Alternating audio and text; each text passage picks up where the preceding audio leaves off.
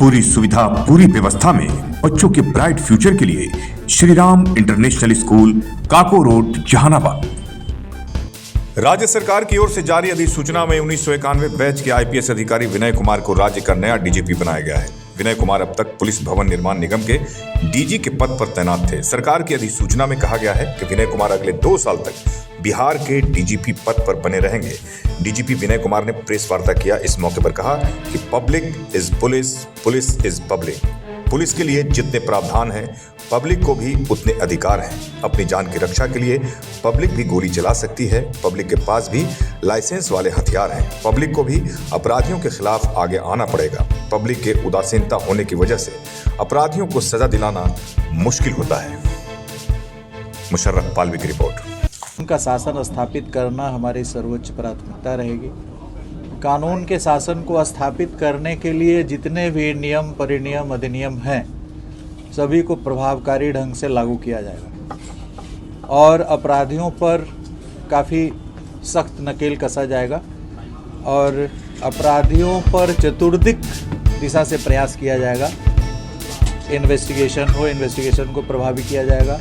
Speedy trial में धार लाने की कोशिश की जाएगी, क्योंकि स्पीडी ट्रायल पूर्व में भी सुशासन को बुलंद करने में, स्थापित करने में एक प्रबल भूमिका निभाई है और इसका एक बड़ा संकेत जाता है अपराधियों में। स्पीडी ट्रायल को काफ़ी सख्ती से लागू किया जाएगा। जो भी वेल डिटेक्टेड केसेस हैं, अच्छे ढंग से उद्वेदित केसेस हैं जिसमें साक्ष्य की प्रचुरता है, उन कांडों को चिन्हित कर उसको स्पीडी ट्रायल के तहत लिया जाएगा। जो भी गंभीर कांड हैं जिससे लॉ एंड ऑर्डर प्रभावित होता है। अभी आपने देखा होगा कि बीएनएसएस में अपराधियों के द्वारा अर्जित संपत्ति को जब्त करने के लिए पृथक प्रावधान का समावेश किया गया है। पहले था कि हम लोग एक पोस्ट ऑफिस का काम करते थे और ईडी के यहाँ भेजते थे अटैचमेंट के लिए, लेकिन अब जो बीएनएसएस में संशोधन हुआ है उसमें अलग से प्रावधान किया गया है कि पुलिस के पदाधिकारी जो अपराध से अर्जित संपत्ति है उसको भी अटैच कर सकते हैं। तो इस प्रावधान को हम लोग सख्ती से लागू करेंगे, थाना स्तर पर लागू करेंगे और हर थाना को कम से कम महीने में 1-2 ऐसे मामले चिन्हित करने पड़ेंगे, पता लगाने पड़ेंगे अपराधियों की संपत्ति को और उसको त्वरित रूप से सप्ताह भर 10 दिन के अंदर में उसको अटैच करने का पावर पुलिस को है। तो उसको हम लोग सख्ती से लागू करेंगे। जो नया प्रावधान आया है अभी बीएनएसएस में, जो पहले हम लोग ईडी के माध्यम से कराते थे, अब पुलिस जो पहले सीआरपीसी की धारा 102 में हमें सख्ती थी, अब बीएनएसएस में उसको और विस्तारित किया गया है और उसमें प्रबलता, प्रखरता लाई गई है। उसका हम लोग प्रयोग करेंगे भरपूर ढंग से और उसका तुरंत हम लोग प्रारंभ करा देंगे। इसके बाद जो आर्म्स एक्ट के अंतर्गत, उसके बाद फिर जो एनडीपीएस के अंतर्गत है या लीकर जो हमारा प्रोहिबिशन एक्ट है उसके अंतर्गत जो केसेस दर्ज हो रहे हैं, उससे जो संपत्ति अर्जित कर रहे हैं उसको भी लिया जाएगा इस दायरे में। और बड़ा आसान है उसको पता करना कि हमारे जितने चार्जशीटेड लोग हैं, जो चाहे प्रोहिबिशन एक्ट में हो, एनडीपीएस एक्ट में हो, उनकी संपत्ति का पता किया जाएगा। संपत्ति को पता करने के भी तौर तरीके बहुत सारे, अब सिर्फ इंटेलिजेंस पे नहीं लेकिन बहुत सारा डेटाबेस है, उससे हम लोग पता कर सकते हैं। और इन सभी चीज़ों को सिर्फ अनुसंधान करना ही हमारा काम नहीं होगा, बल्कि अपराधियों के द्वारा अर्जित संपत्ति पर कड़ा प्रहार करना पड़ेगा। क्योंकि जब अपराध के माध्यम से संपत्ति अर्जित करेंगे और उस संपत्ति उनकी रहेगी नहीं तो फिर अपराध करेंगे क्यों? इसलिए सबसे बड़ा कारण है कि वो संपत्ति का उपभोग करते हैं, निरंतर रूप से करते हैं, निर्बाध रूप से करते हैं। इसलिए उस पर अंकुश लगाना हमारी प्राथमिकता होगी। अनुसंधान का जो लिमिट है, टाइम लिमिट है, उसके अंतर्गत हम लोग पूरा प्रयास करेंगे। जितने हमारे पर्यवेक्षी पदाधिकारी हैं अनुसंधान की समीक्षा करेंगे और केसेस के डिस्पोजल पे बल रहेगा। जो लॉ एंड ऑर्डर से संबंधित केसेस हैं उसमें जो भी गिरफ्तारियां वांछित हो उसको एक अभियान चलाकर युद्ध स्तर पर उनकी गिरफ्तारियां होंगी। लॉ एंड ऑर्डर से रिलेटेड केसेस को भी हम लोग स्पीडी ट्रायल में लेंगे, क्योंकि शुरू में तो कुछ गिरफ्तारियां हो जाती है लेकिन शेष गिरफ्तारियां काफ़ी लंबे समय तक लंबित रह जाती हैं किसी किसी कांड में। तो उन सभी की समीक्षा की जाएगी और उनमें भी हम लोग स्पीडी ट्रायल वगैरह कराएंगे। बिहार में सर शराबबंदी के बहुत बावजूद बड़ी भी जो चुनौती है सर, अभी भी शराब पे जो है सभी जगह बड़े-बड़े मिल रहा है। माफिया नहीं इसको पकड़े लेकर जाते के हैं किस सर। तरह से कार्रवाई की जाएगी सर? तो जो भी केसेस दर्ज हो रहे हैं उसमें जो बैकएंड्स पे भी और फॉरवर्ड लिंकेज और बैकवर्ड लिंकेजेस है वो देखा जाएगा कांडों में कि backward linkages and forward linkages पे काम हुआ है या नहीं हुआ है। यदि नहीं हुआ है तो उस पर कड़ी कार्रवाई की जाएगी और गहन समीक्षा की जाएगी कांडों की। और कांडों की समीक्षा मैं 9 साल लगभग सीआईडी में रहा हूँ, तो केस की समीक्षा कैसे की जाएगी उसका अनुभव हमें पूर्व से भी प्राप्त है। तो केसेस की समीक्षा वार फुटिंग पे कराएंगे और जो भी आईओ इसमें वांटिंग पाए जाएंगे, जो पाए जाएंगे लापरवाह सुस्त पाए जाएंगे, उनको डिसमिसल की कार्रवाई की जाएगी। भारी संख्या में हम लोग रूथलेसली उनको निकाल देंगे पुलिस से। देखिए, साइबर क्राइम्स के प्रति हम लोग पिछले 10 वर्षों से लगातार काम करते आते। पहले CCSMU हम लोगों ने हर जिले में गठित किया था। अब CCSMU को हम लोगों ने कन्वर्ट कर दिया साइबर पुलिस स्टेशंस में। हर जिले में साइबर पुलिस स्टेशंस हो गए, हमारे सृजित हो गए हैं। जबकि आप साउथ इंडिया में भी देखिएगा, आंध्रा का मैं ऑर्डर देख रहा था, वहाँ हर जिले में पृथक रूप से साइबर पुलिस स्टेशंस नहीं है। तो बिहार उन कुछ राज्यों में से है जहाँ पे हर जिले में पृथक रूप से नोटिफाई हो गया साइबर पुलिस स्टेशंस। उसके लिए ज़मीन हम लोगों ने चिन्हित कर दिया है और कई जगह उसका डिज़ाइन वगैरह बन रहा है। जल्द ही हम लोग साइबर पुलिस स्टेशंस के लिए पृथक भवन का भी निर्माण कर लेंगे।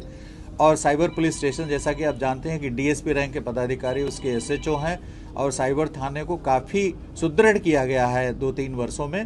और देश में हम पहला राज्य है, प्रथम स्थान पर है, जो जितना साइबर फ्रॉड हुआ है उसके जो प्रतिशत बैंक में हम लोगों ने जो रोका है पैसा, जो होल्ड कराया है पैसा, उसमें Bihar is the top state, जिसने I think Manavjit will say 35% और सम 35% हम लोग पैसा, यदि 100 रुपया साइबर फ्रॉड हुआ है तो 35 रुपया हम लोग बैंकिंग सिस्टम में रोक पाए हैं। और जो विक्टिम है उसको उतना पैसा हम लोग in due course of time court के आदेश से हम लोग मुहैया करा देंगे। इसलिए साइबर क्राइम के प्रति जो सजगता है, सचेतता है बिहार में, वो किसी अन्य राज्य से कम नहीं है। लेकिन इसमें बहुत कुछ करने की ज़रूरत है, इसमें बहुत ही ज़्यादा कुछ करने की ज़रूरत है, क्योंकि एकदम ऑर्गेनाइज्ड क्राइम का रूप ले चुका है और तरह तरह के इसमें लेवल्स पे लोग काम कर रहे हैं, भारी संख्या में लोग काम कर रहे हैं। इसलिए इसको राज्य की पुलिस काफ़ी संजीदगी के साथ लेगा। हमारा मूल उद्देश्य है अपराध नियंत्रण के लिए पुलिस की विजिबिलिटी बढ़ाई जाएगी। और अभी हमारे पास डायल 112 के भी करीब 2000 वाहन उपलब्ध हो गए हैं। तो डायल 112 हो या थाने के अंदर जो पेट्रोलिंग व्हीकल्स है, रोड पेट्रोल्स के लिए भी व्हीकल्स खरीदे गए हैं। तो ये जितने भी प्रकार की पेट्रोलिंग है, beat road patrolling, beat foot patrolling, beat शहरी पेट्रोलिंग हो, और पदाधिकारियों को सड़क पे दिखना चाहिए, उनकी विजिबिलिटी हम लोग देखेंगे। जो भी DSP हैं, इंस्पेक्टर हैं, they should be seen on the road. वो घर में बैठने के लिए नहीं है, जो पहले भी चलता था कि आपको संध्या गश्ती करना है। इवनिंग पेट्रोलिंग मैंडेटरी है, नाइट पेट्रोलिंग मैंडेटरी है। तो जो हमारे पदाधिकारी हैं वो रात में भी दिखें, दिन में भी दिखें, उनकी विजिबिलिटी अधिक से अधिक हो, ये इंश्योर कराया जाएगा।